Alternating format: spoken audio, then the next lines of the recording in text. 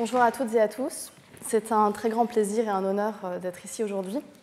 Je tiens évidemment tout d'abord à remercier Benoît Peeters pour son invitation et pour sa confiance. J'ai toujours eu plaisir à travailler avec lui, même si c'est de manière sporadique. Et donc je tenais à lui redire aujourd'hui mon immense estime et ce plaisir toujours renouvelé. Alors en plus de ça, il se trouve qu'avec beaucoup de flair, Benoît Peeters m'a spontanément proposé de consacrer cette séance du séminaire à Fun Home d'Alison Bechdel, qui se trouve être mon album préféré. Si une telle chose existe, en tout cas, c'est vraiment celui que j'ai le plus relu. C'est un album compagnon, en quelque sorte, pour moi. Je ne suis pas la seule, au cours du séminaire, à m'être interrogée sur le sens du titre de ce séminaire, quelques albums incontournables, puisque qu'est-ce que c'est qu'un album incontournable? Qu'est-ce que ça signifie? Cette sélection qui a été opérée et qui ne peut avoir aucune prétention à l'exhaustivité, qui n'est pas une entreprise de patrimonialisation, qui ne cherche pas non plus à prescrire ou à légitimer quoi que ce soit. Qu'est-ce que ça veut dire, enfin, cette toute petite BD-Tech de moins de 10 titres? Et voilà que Benoît Peeters propose parmi les albums incontournables un livre qu'il est indéniablement à titre personnel pour moi. Et donc j'ai décidé que, pour moi en tout cas, le sens de ce séminaire consisterait à vous parler aujourd'hui d'un tout petit rayon d'une bibliothèque de cœur. Alors, commençons par un petit peu de contexte. Et puis, on va en fait commencer même par lever le suspense sur la prononciation du nom de l'autrice dont il est question aujourd'hui, qu'on entend un petit peu de toutes les manières, Bechdel, etc. Alors, sur son site personnel, elle nous donne une indication assez utile, que je ne vais pas traduire devant ce digne public. Elle nous dit « rhymes with rectal », c'est-à-dire que ça se prononce « Bechdel ». Donc évidemment, pour la fluidité de l'intervention, je le franciserai un petit peu. Alors vous connaissez peut-être son nom grâce au fameux test de Bechdel, ou aussi appelé le test de Bechdel-Wallace, qui vient d'un des épisodes de Dykes to Watch Out For, qui est une série dont je vous reparlerai dans un instant. C'est un test qui permet de mesurer de manière assez frappante, quoique plus humoristique que rigoureuse, la sous-représentation des femmes au cinéma. Donc je vous traduis cette planche qui s'appelle « La règle », qui date de 1985. Ça te dit d'aller voir un film et de manger du popcorn? Ben je sais pas trop, j'ai cette règle, tu vois. Je vais seulement voir un film s'il remplit 3 critères basiques. Premièrement, il faut qu'il y ait au moins 2 femmes dedans, qui, deuxièmement, parlent entre elles. Troisièmement, d'autre chose qu'un homme. Plutôt sévère, mais bonne idée, sans déconner. Le dernier film que j'ai pu voir, c'était Alien. Les 2 femmes parlent entre elles du monstre. Bon, on va chez moi et on fait du popcorn? Ça, c'est une idée. Donc Alison Bechdel, c'est une autrice dont l'œuvre est d'abord ancrée dans l'underground, mais qui a su vraiment conquérir une reconnaissance publique, critique et académique assez exceptionnelle, notamment à partir de l'album dont il sera question aujourd'hui, qui est donc Fun Home, publié en 2006, qui évoque la mort de son père et son homosexualité cachée. Elle a reçu de très très nombreuses distinctions, dont par exemple un Eisner Award en 2007, et Fun Home est aussi resté pendant 2 semaines dans la liste des best-sellers du New York Times et a été nommé livre de l'année numéro 1 par le Times Magazine, toutes catégories confondues. Et Alison Bechdel, justement, est très attachée au fait que ces distinctions ne soient pas circonscrites au domaine de la bande dessinée, mais que son œuvre soit justement reconnue à part entière. Elle raconte dans un entretien qu'un jour, elle a entendu parler de Fun Home comme étant une BD formidable, et elle a pensé « mais qu'est-ce que vous racontez? C'est un livre formidable ». Fun Home est également très étudié aux États-Unis comme ailleurs dans le monde, et le revers de cette reconnaissance, c'est que très régulièrement depuis sa parution, il a subi des tentatives de censure ou des demandes de retrait de fonds de bibliothèque ou de listes de suggestions de lecture qui étaient distribuées dans les universités et les lycées, sous prétexte donc d'une accusation de pornographie. Récemment, justement, il y a de très nombreuses interdictions qui ont frappé certaines bandes dessinées pour des motifs similaires. On a parlé récemment dans le séminaire des interdictions de Maus, en particulier dans certaines écoles du Tennessee, pour cause d'usage abusif de l'obscénité et de la nudité et de représentation de violence et de suicide. Donc je vous rappelle que Maus est une bande dessinée sur la Shoah. Il y a un autre exemple un petit peu plus récent qui est celui de Genderqueer de Maya Kobabe, où l'artiste raconte son coming out non binaire et qui est devenu en 2021 le livre le plus interdit aux États-Unis. Il y a eu un sondage relayé dans le LA Times qui nous dit que 41% des ouvrages qui ont été interdits aux États-Unis sur l'année scolaire 2021-2022 ont un point commun, c'est qu'ils traitent de questions LGBT, ce qui est également le cas de l'œuvre de Bechdel. Alors pour vous resituer Fun Home dans l'ensemble de la production de Bechdel, je vais commencer par évoquer son premier travail d'ampleur qui est Dykes to Watch Out For, traduit en français par Gwyn à suivre. Donc tous les ouvrages que vous voyez ici sont traduits en français. Et je vais m'arrêter un moment sur cette œuvre parce qu'elle concentre de nombreux enjeux qui vont se déployer par la suite dans la production de Bechdel. Dykes to Watch Out For, c'est un strip hebdomadaire qui a été publié de 1983 à 2008. C'est une sorte de soap opéra, en quelque sorte, qui suit une bande d'amis, essentiellement lesbiennes, dans leur quotidien, avec beaucoup d'écho à l'actualité, au calendrier réel, aux luttes sociales du moment, etc. Il y a une tonalité qui est très comique, satirique et sexuellement explicite. Et en fait, par ses thèmes marginaux, par sa politisation, par son style, Dykes to Watch Out For hérite de la culture des comics underground des années 60. Le succès du strip, qui était publié essentiellement dans des revues spécialisées, a fini par attirer l'attention d'un press syndicate. Donc, je vous rappelle qu'aux États-Unis, en fait, les press syndicates placent les strips dans différents journaux et qu'ils tiennent en quelque sorte le rôle d'agent pour les auteurs et autrices de comics. Et donc, l'un de ces press syndicates aurait aimé déployer Dykes to Watch Out For dans la presse mainstream, dans les funny papers, de grands quotidiens. Ils ont donc approché Bechdel lors d'une conférence de l'Association nationale des journalistes gays et lesbiens pour lui proposer de faire publier ces strips. Mais avec quelques conditions. D'abord, il fallait que le mot Dykes, Gwyn, disparaisse du titre pour ne pas heurter la sensibilité du grand public. Ensuite, le propos ne devait pas être trop politique. Et enfin, sur le groupe de personnages principaux, il fallait que seulement 2 soient lesbiennes et qu'elles ne soient pas militantes. Autant vous dire que Bechdel les a envoyées promener. Alors, on trouve déjà dans Dykes to Watch Out For certains traits stylistiques et bien sûr, évidemment, certains thèmes qui vont se poursuivre dans l'œuvre de Bechdel. D'abord, vous le voyez immédiatement, il y a une très forte densité visuelle, que ce soit à l'échelle de la case ou à l'échelle de la planche. C'est un dessin qui est très chargé, qui est détaillé, qui a beaucoup de hachures, ce qui n'est pas sans rappeler, par exemple, le travail de Aline Kominsky ou de Robert Crumb. On a un foisonnement de détails, et notamment à l'arrière-plan, qui vont participer à la construction d'une ambiance et qui contiennent souvent des petites références, des petits clins d'œil. Et l'une des caractéristiques qui saute aux yeux, évidemment, dès qu'on ouvre un livre de Bechdel, c'est la densité du texte. Elle dit elle-même qu'elle écrit mieux qu'elle ne dessine, et ça se voit d'ailleurs dans son processus de travail, qui consiste en fait à d'abord écrire ses strips, à placer le texte, puis ensuite elle détermine quelle image va venir le mieux accompagner le texte. D'où le fait que ces bandes dessinées soient assez fréquemment qualifiées, selon le goût de la personne qui parle, de littéraire ou de bavarde. Il y a un autre caractère essentiel de son travail qui est déjà présent dans Dykes to Watch Out For, c'est l'auto-représentation. Cette série n'est pas à proprement parler autobiographique, mais elle met déjà en scène un avatar précoce de l'autrice à travers le personnage de Mo, qui est une lesbienne grincheuse et un petit peu timide, très politisée.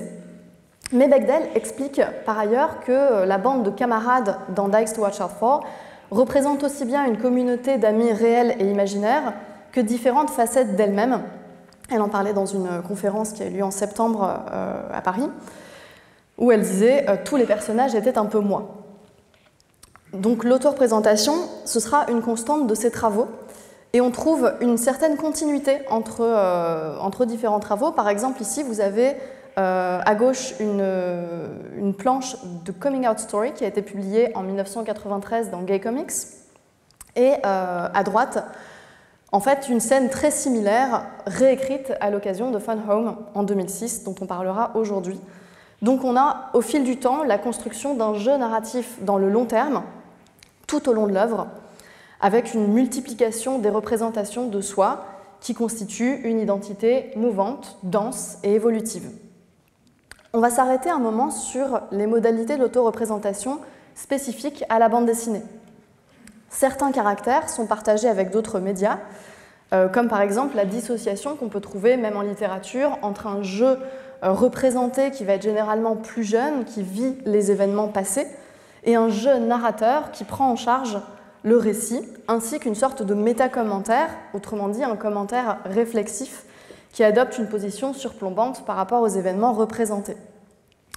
En bande dessinée, cette dissociation peut prendre la forme de variations d'avatars en fonction de l'humeur, de la chronologie, etc. Ces représentations étant en elles-mêmes porteuses d'un métacommentaire puisqu'elles traduisent la vision que l'auteur ou l'autrice a de lui-même, qui peut être une vision tendre, humoristique, agacée, moqueuse, etc. Donc je vous ai mis ici 3 exemples. D'abord, on voit l'évolution du personnage qui représente Marjane Satrapi dans Persépolis, donc au moment de son adolescence où cet avatar subit des mutations plus ou moins tératologiques. Ensuite, on voit en haut Craig Thompson Blankets, donc cette fois-ci avec une volonté plutôt de transmettre quelque chose qui est de l'ordre d'une émotion extrêmement forte. Et enfin, en bas à droite, un dessin que je n'ai malheureusement pas réussi à sourcer ni à dater, d'Aline Kominsky, qui se représente donc avec un trait tout à fait caractéristique de son travail, extrêmement indépendant, vraiment dans l'autodépréciation, dans l'autodérision, et le tout étant entouré de récitatifs qui listent à peu près tous ses défauts. Donc, c'est l'une des principales spécificités de l'autoreprésentation en bande dessinée. Par contre, par rapport aux autres médias, c'est que le dessin ne se contente pas de représenter le jeu. En fait, par le tracé, par l'empreinte du geste qui a réalisé le dessin, il enregistre aussi une trace corporelle de l'artiste qui manifeste concrètement une identité artistique. Et cette identité est elle-même évolutive, marquée par la temporalité de l'artiste et par l'évolution de son travail. Dans l'avant-propos du recueil Essential Dykes to Watch Out For, Bechdel se met en scène en 2008 au moment de compiler les strips et en train de retracer son cheminement à travers ses archives. Donc elle exhume différents documents dont elle entremêle la présentation avec ses souvenirs. Donc on voit ici un avatar qui est clairement identifié dans le livre comme étant celui de sa personne contemporaine, avec cette petite houppette, quelques rides et ses lunettes qui dissimulent ses yeux. On la voit dans une espèce de salle d'archives où elle exhume les très nombreux recueils de cette série interminable qui a été Dykes to Watch Out For, avec beaucoup d'humour, puisque vous voyez que les titres exagèrent l'ancienneté de la série en parlant de Big Bang, de Cénozoïque, etc. Et puis, petite parenthèse, dans les clins d'œil dont je vous parlais à l'arrière-plan, ici, vous pouvez constater que le projecteur projette non seulement l'ombre de l'autrice, mais également celle de la bulle de parole, ce qui n'est techniquement pas possible. Elle projette également quelques diapositives qui montrent l'évolution de ses travaux, et plus spécifiquement, l'évolution qui l'a conduite à dessiner des lesbiennes, et toujours assortie de commentaires qui font la part belle à l'autodérision. Donc je vous traduis un passage au centre de la planche. « Je n'ai pas vraiment dessiné 26 gouines à suivre de plus, mais le côté faux manuel m'a inspiré. Un catalogue de lesbiennes. Je nommerai l'innommé, je décrirai ce qui n'est pas décrit. Et en suivant une méthode inductive méticuleuse, j'extrairai une essence lesbienne universelle de ces exemples particuliers. » Donc cette voix distanciée, réflexive et critique se manifeste de différentes manières dans l'œuvre de Bechdel. Ici, donc, dans les bulles de parole qui sont attribuées à son avatar, ailleurs dans des récitatifs, et c'est vraiment un trait permanent de ses travaux que d'exploiter toutes les ressources de l'autoreprésentation pour construire un discours autobiographique à niveau multiple, toujours accompagné de ce métadiscours distancié et d'une voix narrative extrêmement reconnaissable.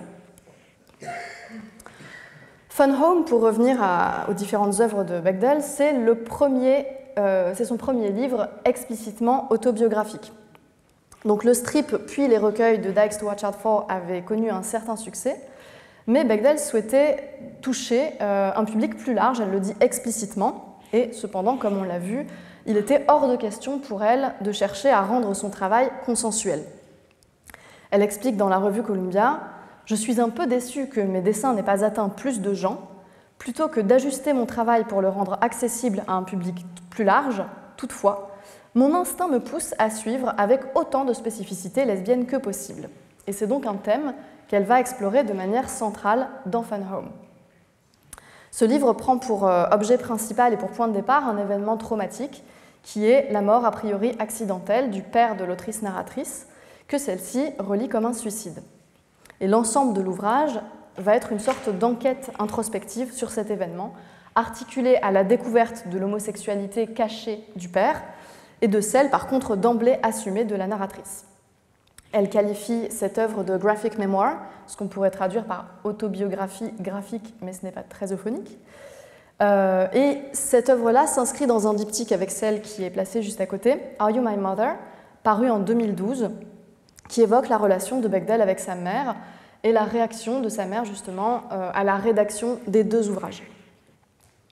Et enfin, elle a poursuivi dans la veine autobiographique avec son ouvrage le plus récent, The Secret to Superhuman Strength, traduit en français par Le secret de la force surhumaine, paru en 2021 et dont elle a fait la promotion récemment en France. Et ce livre-là explore son rapport au sport à travers différentes décennies et, comme toujours chez elle, à travers aussi de nombreuses références littéraires. Donc Fun Home, c'est le premier volume du diptyque parental de Bechdel, qui est donc centré sur la figure du père. Il a une structure un petit peu en spirale, au centre de laquelle on trouve l'accident qui tue le père de la narratrice. Il y a 7 chapitres qui se déploient comme une sorte d'enquête sur les circonstances et sur les causes du décès, mais une enquête qui est purement spéculative, puisqu'en fait, il n'y aura aucun élément nouveau pour la faire progresser. Ça va uniquement consister à tourner autour de son objet pour le cerner, pour le palper. Donc le questionnement qui entoure l'événement, au lieu de se résoudre, s'approfondit, il se creuse. Il multiplie des couches de sens qui vont plutôt se brouiller les unes les autres, tout en construisant une interprétation qui se refusera toujours à être décisive. Pour épouser cette structure qui se refuse à la linéarité, j'ai décidé d'aborder cet album aujourd'hui, non pas chapitre par chapitre, non pas en vous résumant les grandes étapes du récit, mais par une forme de triangulation thématique. Et je vais partir donc de 3 objets ou motifs auxquels s'articulent les enjeux essentiels de Fun Home. Et ces 3 objets sont la maison, le camion et la photo de Roy. Commençons par la maison.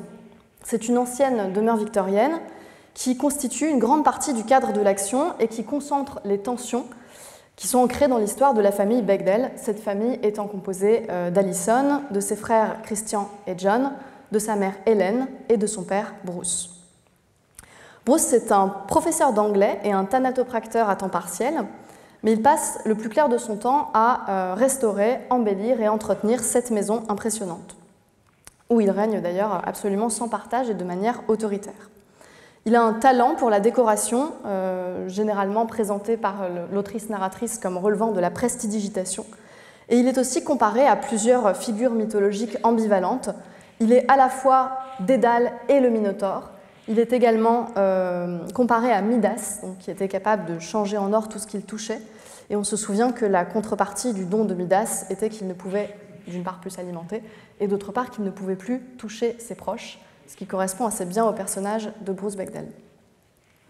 Ses relations avec sa famille, justement, eh bien, il considère ses enfants comme une sorte de main-d'œuvre gratuite sur laquelle, occasionnellement, il lui arrive de passer sa colère. Il a des relations très distantes avec son épouse, Hélène, et les parents, en fait, se sont rencontrés lors d'une répétition de La Mégère apprivoisée de Shakespeare, dans laquelle Hélène joue Katharina, dont le caractère volontaire sera brisé par Petruccio. Et la narratrice souligne les parallèles assez accablants avec l'histoire de leur couple. Ils n'ont quasiment pas donc, de marque d'affection entre eux, ils cohabitent plutôt qu'ils ne vivent ensemble, comme d'ailleurs le reste de la famille. Et Hélène informe sa fille de son intention de demander le divorce peu de temps avant la mort de Bruce Bechdel. Donc plutôt qu'un foyer à proprement parler, c'est un lieu qui contient ses habitants, qui les contient au sens de restreindre, d'empêcher, d'enfermer. La maison est qualifiée de colonie d'artistes et un petit peu plus loin de colonie d'autistes. On voit ici une image de Alison et de son père dans la bibliothèque, où la composition de l'image insiste sur cette particularité de leur trajectoire parallèle parce qu'elles se ressemblent mais qu'elles ne peuvent jamais se rejoindre. On le voit ici donc parce qu'ils sont dans un même lieu, chacun absorbé dans ses activités, d'une manière symétrique et cependant nettement séparés par la composition de l'image et par l'architecture.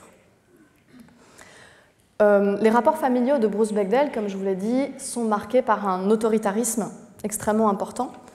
Et dans un premier temps, Alison se construit contre cette figure. On voit ici donc une planche qui montre assez sobrement différents lieux d'opposition du père et de la fille, ce qui est particulièrement présent dans les récitatifs. Je vais vous les lire.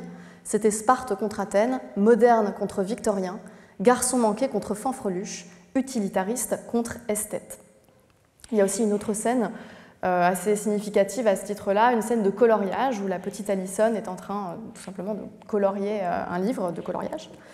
Et elle est censée colorier une caravane jaune canari, mais comme elle préfère le bleu nuit, elle décide de la colorier en bleu nuit. Et son père, arrivant derrière elle, lui dit « Ah non, non, mais ça ne va pas du tout, elle doit être jaune canari, regarde, si tu prends telle nuance de jaune, tu vas réussir à obtenir la bonne couleur, etc. » Et il finit par colorier intégralement l'image lui-même, ce qui évacue complètement la notion de plaisir et de libre choix de l'enfant au nom de la qualité esthétique du résultat. Et donc, justement, aujourd'hui, on a parlé de la couleur. Il se trouve, vous l'avez remarqué, que Fun Home est un album monochrome.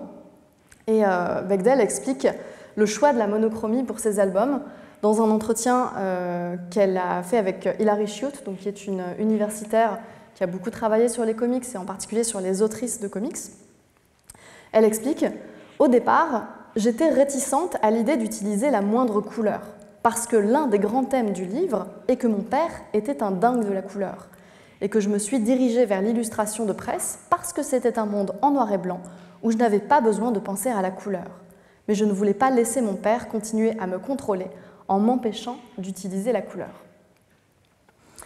Donc cette frénésie de décoration et cette frénésie de l'esthétique de la part du père d'Alison Bechdel traduit la volonté de bâtir un décor au sens vraiment scénique du terme, c'est-à-dire un environnement artificiel qui donne l'impression, je cite ici un passage du texte, que les choses paraissent ce qu'elles n'étaient pas, c'est-à-dire parfaites. Le soin méticuleux apporté au décor familial vise en fait à sauvegarder les apparences qui sont menacées par les secrets du père.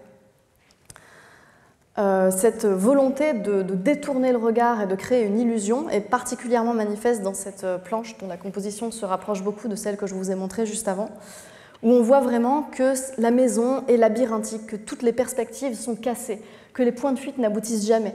Ils sont toujours dissimulés par des enchaînements de portes, par des objets, par des perspectives bizarres, par des miroirs. Donc c'est vraiment une maison qui vise à créer l'illusion. Il y a une pièce en particulier dans la maison qui concentre cet art de l'illusion, c'est la bibliothèque. Vous voyez ici donc une pièce dont le père est très fier, dont la décoration a un style un petit peu chargé, un petit peu pompier, et qui a l'air d'être un véritable fantasme d'aristocrate, d'après la narratrice.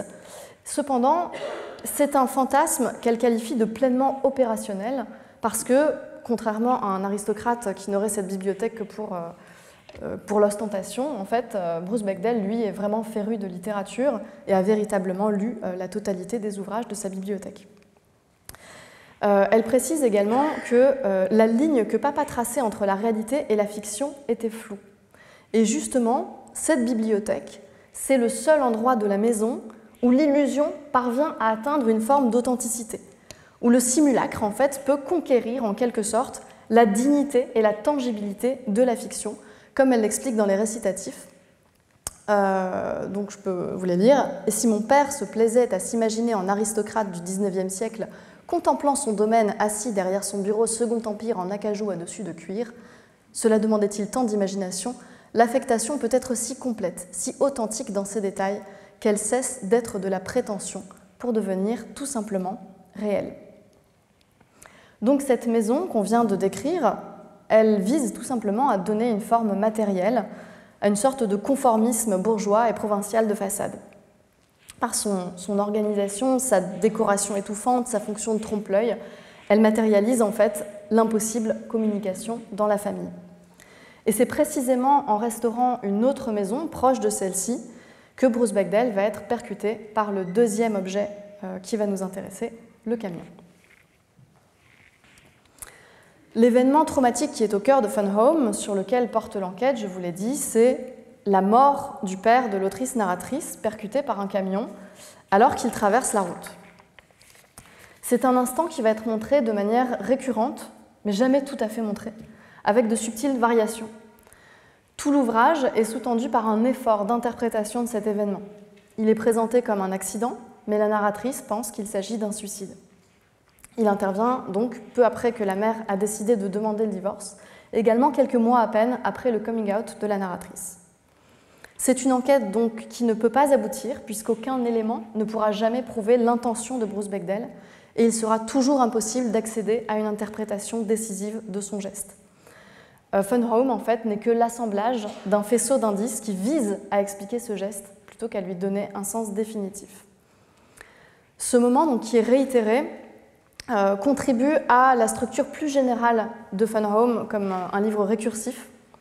Et je reviens justement à Hilary Shute, qui a beaucoup travaillé aussi sur les représentations du trauma en bande dessinée, qui note que dans les choix qui s'offrent, particulièrement aux autrices sur lesquelles elle travaille, pour représenter l'irreprésentable, on rencontre souvent deux stratégies. D'une part, le pathos, et d'autre part, la déclaration d'indicible, c'est-à-dire le fait qu'on ne peut pas mettre de mots sur ce qui s'est passé. Bechdel, pour sa part, ne fait ni l'un ni l'autre. Elle mobilise plutôt l'itération, puisque la scène est revue, rejouée, reprise sous différents angles, abordée par l'image, par le texte, par les deux simultanément. Et Hilary Shute remarque que la bande dessinée, justement, est un outil privilégié pour traiter du trauma qui a à voir avec la répétition, puisque sa forme même, en fait, implique la répétition. Par ailleurs, il se trouve qu'Alison Bechdel possède une méthode de travail tout à fait singulière. Elle dit en fait qu'elle n'est pas capable de dessiner des personnages sans référence, et donc elle se prend elle-même en photo pour chaque posture et pour chaque personnage de la bande dessinée. Et donc, dans le cadre de ce récit autobiographique, elle est ainsi amenée à incarner, outre elle-même bien sûr, sa mère, mais bien entendu son père. Ce qui ajoute encore une dimension très particulière et, à mon sens, assez émouvante au rapport entre le corps et le récit biographique et autobiographique. La mort est un thème qui est inscrit dans la vie familiale bien avant le décès du père, puisque Bruce Bechdel est le gérant d'un funeral home, ce qui donne son nom à la bande dessinée, Fun Home. Et la mort, donc, n'est pas du tout pour les Bechdel une réalité abstraite et lointaine, mais au contraire quelque chose de tout à fait banal. On voit lors d'un chapitre les enfants qui jouent dans le Fun Home, qui mènent une vie marquée par le macabre de manière anodine. Donc on voit ici Alison demander si elle peut descendre dans une tombe. Il y a un autre passage dans lequel elle souhaite être approchée d'un cercueil ouvert. Et en fait, pour cette famille, la réalité de la mort est quelque chose d'essentiellement biologique, comme on le voit ici avec ce schéma des systèmes artériels et nerveux dans le cabinet du thanatopracteur. Les enfants sont familiarisés très très tôt avec cette réalité de la mort. Je vais vous montrer une image qui est un petit peu dure, je préfère vous prévenir. Il y a une forme de scène initiatique au cours de laquelle la petite Alison est appelée par son père au funérarium et voit son premier cadavre, qui est celui non pas d'un vieillard, mais d'un homme dans la force de l'âge, dont le thorax est ouvert. Elle commente justement ce qu'elle a pensé à ce moment-là. La masse étrange de ses organes génitaux était choquante, mais c'est sa poitrine, ouverte sur une grotte rouge sombre, qui attira mon attention. Il y a également une autre scène marquante. Suite à un accident de la route, un cousin éloigné de la narratrice est amené au Fun Home, et Bruce Bechdel choisit de montrer son cadavre à ses enfants. À cette époque, il se trouve que, par ailleurs, la narratrice a développé des TOC, qui se traduisent par des gestes rituels, évidemment, d'autres comportements obsessionnels, et aussi par la défiguration de son écriture dans son journal intime. Elle commence en fait à intercaler à son récit des événements quotidiens des petits « je crois » qui montrent qu'elle n'est plus vraiment sûre de ce qu'elle dit. Peu à peu, ils prennent une forme plus symbolique il se transforme en une espèce de circonflexe arqué qui marque, donc d'après le récitatif, une crise épistémologique dans laquelle la diariste ne parvient plus à garantir la fiabilité de son récit. Cette marque, qui est d'abord apposée entre les phrases, vient bientôt recouvrir les noms et les pronoms, puis elle s'aperçoit qu'elle peut tout simplement barrer l'entrée entière de manière à ne plus garantir aucune fiabilité. Et donc, vous l'avez peut-être remarqué, la planche sur laquelle on voit le cadavre du cousin présente un parallèle visuel assez saisissant entre ce symbole de mise à distance du réel et la forme du drap soulevé par Bruce Bechdel. Donc naturellement, lorsque le père meurt, son décès vient s'inscrire dans la succession des morts de Beech Creek, qui est l'endroit où vit la famille, et son cadavre prend place sur sa propre table de préparation, puis dans le salon mortuaire où lui-même accueillait les familles endeuillées. Il y a un parallèle assez frappant entre deux planches, donc qui ne sont pas côte à côte, il faut tourner une page pour les voir l'une et l'autre, où vous voyez donc en bas à gauche Bruce Bechdel en train de préparer un corps. Il se trouve que ce corps est celui d'un suicidé, ce qui est la raison pour laquelle il a un sac plastique sur la tête.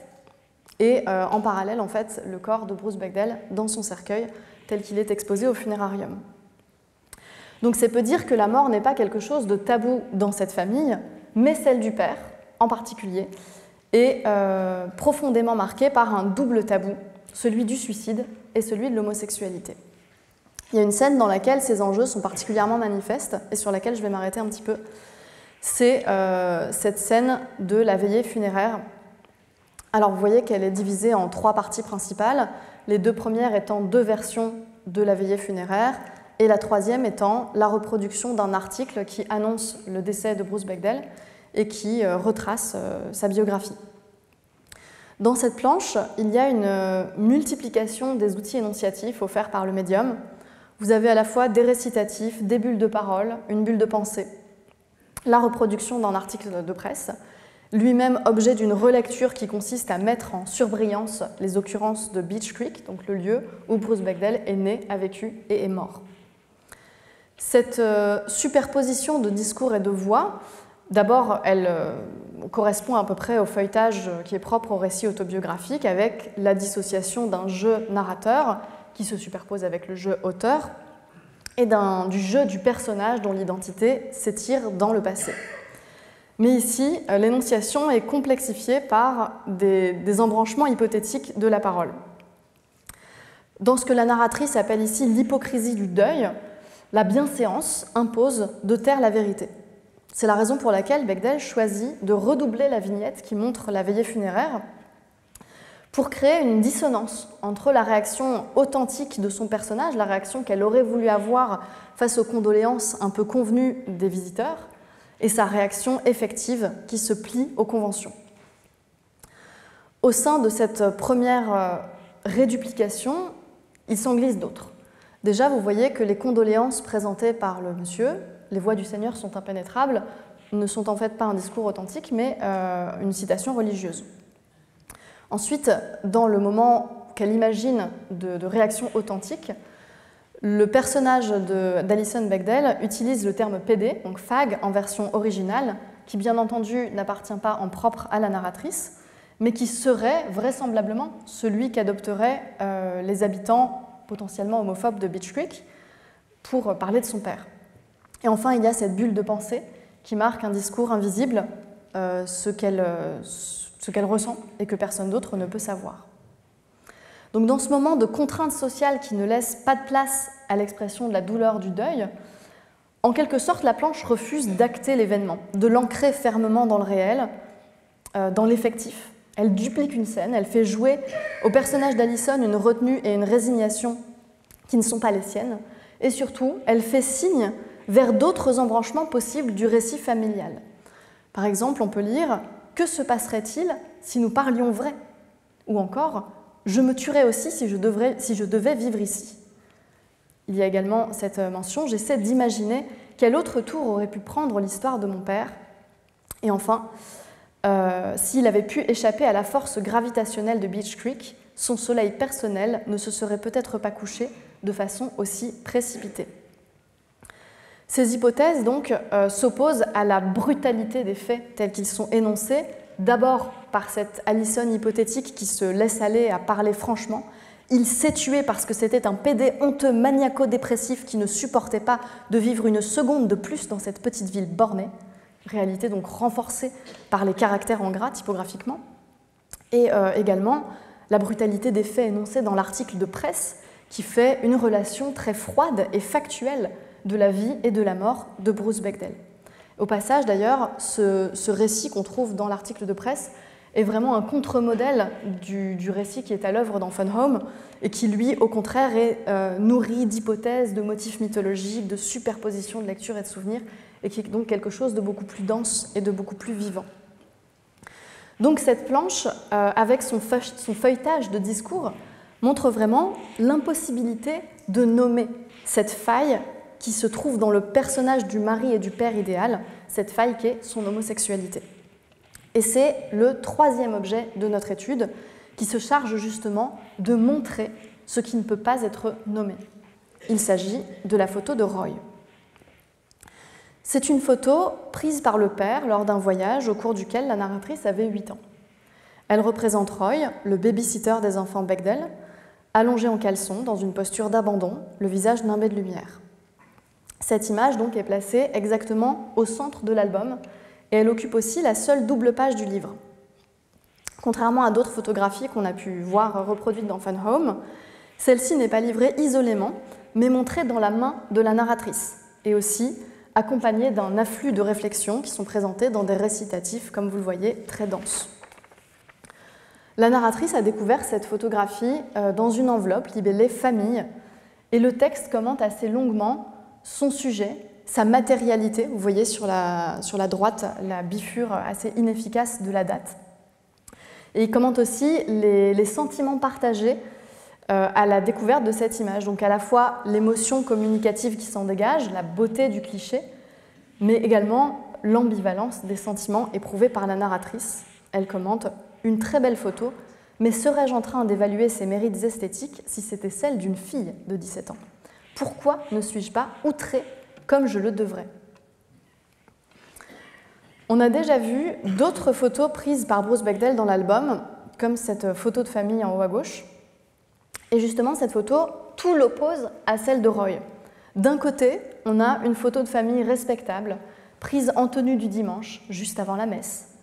Et de l'autre, on a celle de l'amant mineur du père secrètement homosexuel.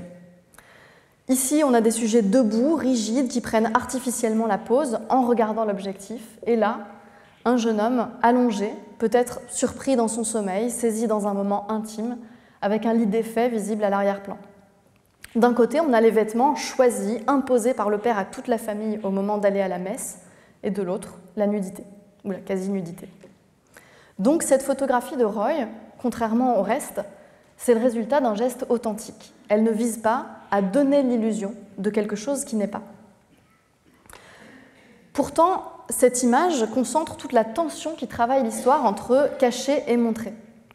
La narratrice relève qu'en cherchant à couvrir la date, mais en plus seulement de manière partielle, puisqu'il n'a pas caché le mois, et en rangeant cette photo dans l'enveloppe « famille », le père a eu l'air d'hésiter entre la volonté de dissimuler et celle d'être découvert. Elle le mentionne de cette façon-là. « Dans un acte de prestidigitation typique de la façon dont mon père jonglait entre sa personne publique et sa réalité privée, l'évidence est à la fois cachée et révélée. » Donc ça se donne, cette photo se donne vraiment comme un paradoxe supplémentaire à élucider pour la narratrice et met aussi en évidence l'ambivalence de l'archive, qui est à la fois capable de témoigner d'un secret, mais qui demeure impuissante à l'éclairer totalement. Je vais m'arrêter un petit peu sur justement le traitement de l'archive dans Fun Home. En l'absence de témoignages directs sur la mort de Bruce Bechdel, l'enquête de la narratrice s'appuie sur 2 ressources. La première, ce sont ses propres souvenirs qui constituent l'essentiel de la bande dessinée. Et la deuxième, c'est la documentation qu'elle parvient à rassembler. Fun Home comporte de très nombreuses reproductions de documents, des lettres manuscrites, dactylographiées, des cartes, des photographies, des articles de presse, des extraits d'ouvrages, etc. Et vous voyez ici que chacun des 7 chapitres de l'album s'ouvre sur la reproduction d'une photographie qui est posée sur l'espace blanc de la page avec un détail, un soin particulier apporté à ses propriétés matérielles. On peut observer que certains angles sont abîmés. Il y a des coins adhésifs, quelques-uns sont manquants, quelques bordures sont dentelées, certaines photos sont un petit peu déchirées ou pliées. Or, tous ces documents sont toujours soigneusement intégrés au régime de représentation dessinée, puisque l'autrice choisit de les reproduire à la main. Elle imite les graphies de ses parents sur leur courrier, elle redessine le lettrage des livres et des autres documents dactylographiés, elle retrace les cartes et elle adopte un style plus réaliste et plus assuré en général pour le rendu des photographies. Donc l'effet produit est assez paradoxal puisque d'un côté, l'archive conserve un statut documentaire qui atteste d'un événement passé, elle saisit par sa matérialité même le tracé d'une écriture, le froissement du papier, un fragment de réalité, et d'un autre côté, la reproduction par le dessin uniformise et filtre les documents en les fondant tous dans un même régime de représentation.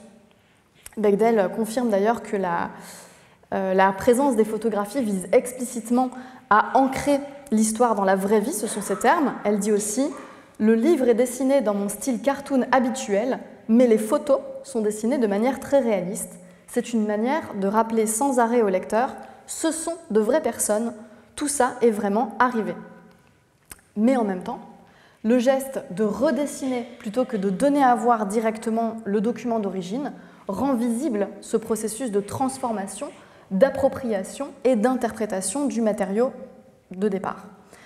C'est quelque chose aussi qu'on voit, ce processus d'appropriation et d'enquête, à travers les nombreux effets de soulignement, de surlignage ou d'éléments entourés qui traduisent visuellement cette démarche de l'enquête, cette recherche visuelle, cette interprétation d'indices qui sont toujours ambigus et jamais vraiment décisifs. Il y a aussi chez Bechdel, je vous l'ai dit, de très nombreuses références littéraires qui sont en partie traitées plastiquement de la même manière que les documents d'archives, avec des reproductions de pages ou d'extraits, jusque dans le détail des couvertures et de la typographie. Alors le recours aux références littéraires, c'est vraiment une caractéristique permanente des travaux de Bechdel, puisque bien que ces œuvres soient autobiographiques, elles font systématiquement dialoguer les événements vécus avec la littérature. Il y a de très nombreuses références littéraires qui ne sont présentes que sous forme d'allusions, de citations plus ou moins extensives et de reproductions de textes. Il y a aussi beaucoup de volumes qui sont présents matériellement dans le décor avec la couverture souvent déchiffrable. Certaines de ces références ne sont pas particulièrement développées, elles servent juste de parallèles avec l'histoire du père, des parallèles biographiques. Donc, par exemple, le moment de son suicide est mis en parallèle à plusieurs reprises avec la mort de Camus et aussi son ouvrage La mort heureuse. Et vous voyez dans la vignette qui se trouve à gauche, qui est en fait la toute première de l'album, que le père s'est interrompu dans sa lecture pour jouer avec sa fille, pour jouer à l'avion. Et le livre qu'il a posé à côté de lui est Anna Karénine. Si vous avez lu Anna Karénine, vous savez qu'elle meurt percutée par un train, comme le père de Bechdel meurt percuté par un camion.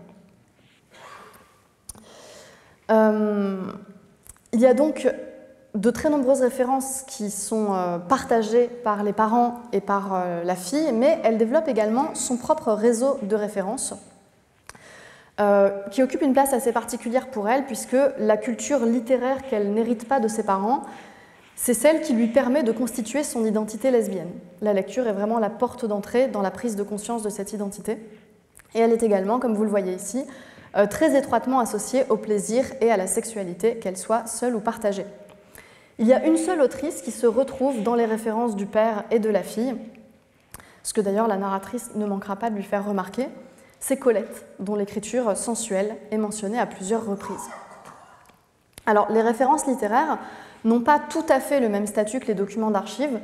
Elles sont plutôt invoquées pour dialoguer avec la voix de la narratrice, qui mène l'essentiel de son enquête de manière introspective, pour susciter un dialogue là où en fait il ne peut plus y en avoir, puisque la plupart des références littéraires sont des références partagées avec le père. Autrement dit, dans l'économie de cette enquête particulière, c'est l'intertextualité qui vient se substituer à l'entretien qui ne peut plus avoir lieu. Ces références littéraires, ce sont, un petit peu comme la bibliothèque de tout à l'heure, l'un des rares et précieux lieux de rencontre entre la narratrice et son père. L'autre point commun majeur étant leur homosexualité.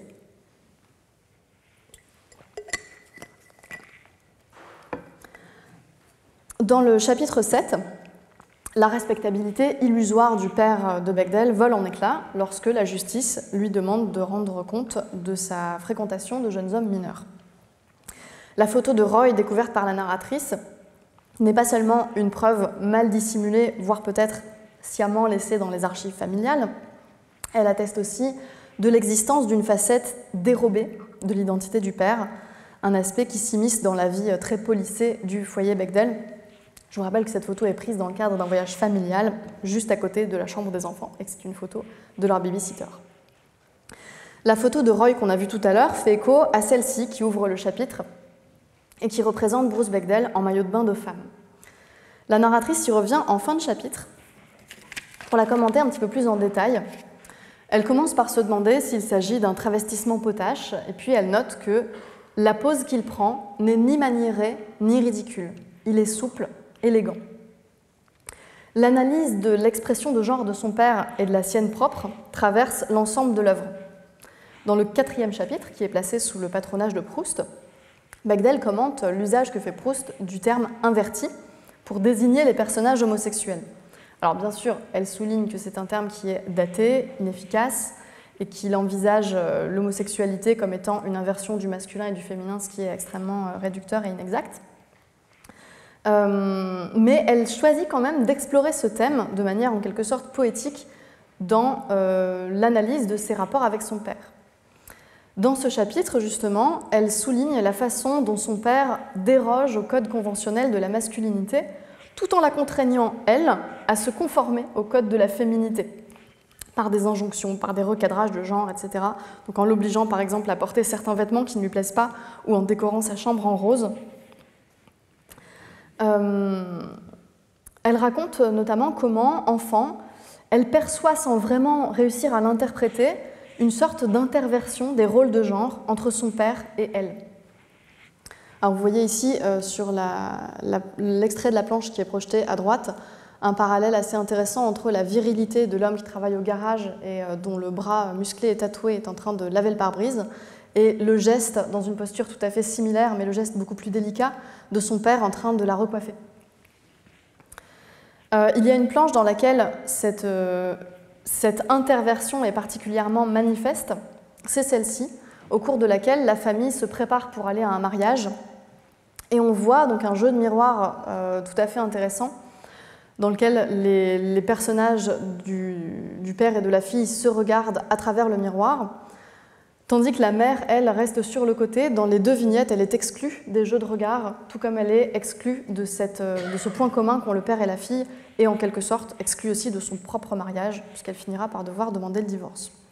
Et vous voyez en fait que toute la composition de la planche joue sur ce croisement du père et de la fille. Donc à la fois, vous voyez en haut le croisement des récitatifs et des deux bulles de parole, dont les queues également se croisent. Vous voyez les petites mentions des précisions sur les vêtements du père et de la fille, donc du velours pour le père et la robe la moins fille du magasin pour Alison. Et la même structure est reproduite dans la vignette d'en dessous. Sur la page suivante, la narratrice évoque ce qu'elle appelle une étroite zone démilitarisée, qui est leur goût commun pour la beauté masculine. Sauf que le père a un goût qui est de l'ordre du désir pour cette beauté, tandis que Alison désire plutôt ressembler à ces modèles-là. Il y a une scène dans laquelle le conflit entre le père et la fille au sujet des injonctions à se conformer au code de son genre culmine particulièrement. C'est celle-ci. Bruce et sa fille sont donc dans un snack à Philadelphie lors d'un voyage et ils voient entrer une camionneuse assez corpulente aux cheveux courts, vêtue comme un homme, et tous deux la reconnaissent, chacun à leur manière. Donc je vais vous lire cette planche. Je ne savais pas qu'il existait des femmes vêtues en homme avec les cheveux courts. Mais comme un voyageur qui rencontre quelqu'un de chez lui à l'étranger, à qui il n'a jamais parlé, mais qu'il connaît de vue, je la reconnus, avec une bouffée de joie. Papa l'a reconnue aussi. C'est à ça que tu veux ressembler ? En fait, dans ce contexte, à ce moment-là, seul le père qui connaît les milieux homosexuels interprète sans doute l'apparence de cette femme comme étant celle d'une butch, c'est-à-dire d'une lesbienne à l'expression de genre extrêmement masculine. Et sans le comprendre tout à fait, c'est un terme que la narratrice apprécie, c'est un surnom que lui donnent ses cousins, et dont elle ne mesurera la portée que bien plus tard. On la voit donc devenue adulte, jeune adulte, dans le métro, en train de découvrir les histoires lesbiennes des années 50, et de se demander si les flics me fouillent, est-ce que je passe le test des 3 vêtements féminins? Alors la question de la reconnaissance, la question de se reconnaître comme faisant partie d'une même communauté qui est liée par la nécessité du secret, elle est présente tout au long du livre, sous des formes qui sont plus ou moins explicites. L'homosexualité du père reste un tabou absolu dont lui-même ne parle que par des périphrases gênées. Il dit par exemple « Je suis mauvais, pas comme toi » ou encore « Je dois voir un psychiatre, je n'ai rien d'un héros ». Et la mère d'Allison fait la même chose pendant un certain temps. « Je souffre encore de vieilles blessures, j'ai déjà dû affronter ce problème sous une autre forme qui a failli se transformer en catastrophe. » Et elle utilise aussi un euphémisme. Il a offert une bière à un garçon qui était trop jeune. Cependant, une lecture ou une relecture attentive de l'œuvre montre qu'il y a quelques indices qui sont disséminés dans les planches sous la forme de jeux de regards. Ce sont des regards de biais, des regards échangés, des regards de connivence quelquefois, ou encore de compréhension. Il est assez intéressant de comparer les regards du père, qui navigue avec prudence au milieu d'un environnement dont il connaît à la fois les codes et les dangers, et ceux de la fille, qui n'a pas forcément, par l'époque à laquelle elle vit et par le contexte dans lequel elle grandit, à faire preuve de la même prudence. Lorsqu'elle visite le Village à New York pour la première fois, ses regards se portent autour d'elle plutôt sur le mode de la contemplation béate et pas du tout dans une recherche de reconnaissance mutuelle. La compréhension de sa propre homosexualité passe d'abord par la lecture, donc par un regard qui est unilatéral. Il y a bien sûr, lorsqu'elle entre pour la première fois dans les milieux lesbiens, quelques regards furtifs, mais qui sont rapidement échangés et qui n'ont pas à rester clandestins très longtemps. Au bout d'un moment, il devient assez important pour elle de pouvoir échanger avec son père au sujet de leur homosexualité, d'une autre façon que par allusion détournée dans des lettres. Et elle le fait dans 2 planches, dont la mise en page en gaufrier, qui est très atypique dans l'album, fait ressortir la singularité. Vous voyez que les dessins sont réitérés quasiment à l'identique, ce qui met en évidence des variations assez subtiles d'expression faciale, la gestuelle très tendue du père, qui donne à la scène un rythme ralenti, un rythme à la fois laborieux et chargé d'une forte tension émotionnelle. Donc je ne vous lis pas la planche en entier, mais en fait Allison est en train d'essayer d'expliciter pour la première fois le fait que tous 2 sont homosexuels et que c'est quelque chose qui les rapproche. Donc c'est un dialogue qui est bref, très haché, très lacunaire. Il n'y a pas vraiment d'échange de regards. On voit que seule la narratrice dévisage son père à la dérobée. Et cette courte séquence, c'est la seule manifestation, la plus intense en tout cas, du lien que la narratrice cherche à établir entre son homosexualité et celle de son père. À plusieurs reprises, elle cherche à expliquer le rapprochement dans le temps de son propre coming out et du suicide de son père, 4 mois plus tard donc. Et on pourrait se dire que cette causalité, c'est quelque chose qui pourrait être insupportablement douloureux, et pourtant, Bechdel la présente comme le dernier lien qui pourrait la rapprocher de son père. Je vous lis cette planche. Un temps, j'entretiens l'idée folle que mon père avait planifié sa mort avec cette donnée en tête, comme une sorte d'hommage malsain. Mais cela confirmerait que sa mort n'était pas ma faute, qu'elle n'avait en fait absolument rien à voir avec moi. Et je répugne à lâcher ce dernier lien ténu. Il y a dans l'album une séquence uchronique, c'est-à-dire qui développe un embranchement temporel vers un futur qui n'est pas advenu, où la narratrice se représente au milieu d'un défilé de la Pride et essaie d'imaginer ce qu'aurait été la vie de son père si son époque et son milieu lui avaient permis de vivre librement son homosexualité. Mais en fait, quelle que soit la direction que prend cette rêverie, elle ne peut aboutir qu'à une tragédie ou à une aporie. Puisque s'il avait été libre, est-ce qu'il aurait survécu à l'épidémie du sida? Et quand bien même, s'il n'avait pas rencontré la mère de la narratrice, qui aurait été là pour raconter son histoire? Donc le poids de ce suicide a une influence décisive sur la vie et sur la carrière de Bechdel. Comme elle l'explique dans un entretien, « J'ai saisi que dans une certaine mesure, il s'était tué parce qu'il ne pouvait pas faire son coming out. Donc j'étais décidée à être clairement et complètement out dans ma propre vie. Elle découvre assez tôt dans sa carrière qu'elle peut être ouvertement lesbienne et en faire un thème central de son travail artistique. Et c'est notamment le travail de Howard Cruse qui l'inspire et qui lui a notamment inspiré la réflexion suivante. Mince alors, on peut faire des dessins sur sa vraie vie de personne homo. J'aimais le fait qu'il soit tellement doué, il était tellement fort techniquement dans ce qu'il faisait, mais il faisait des trucs queer, qu'il apporte un tel talent dans la sous-culture, c'était très émouvant pour moi.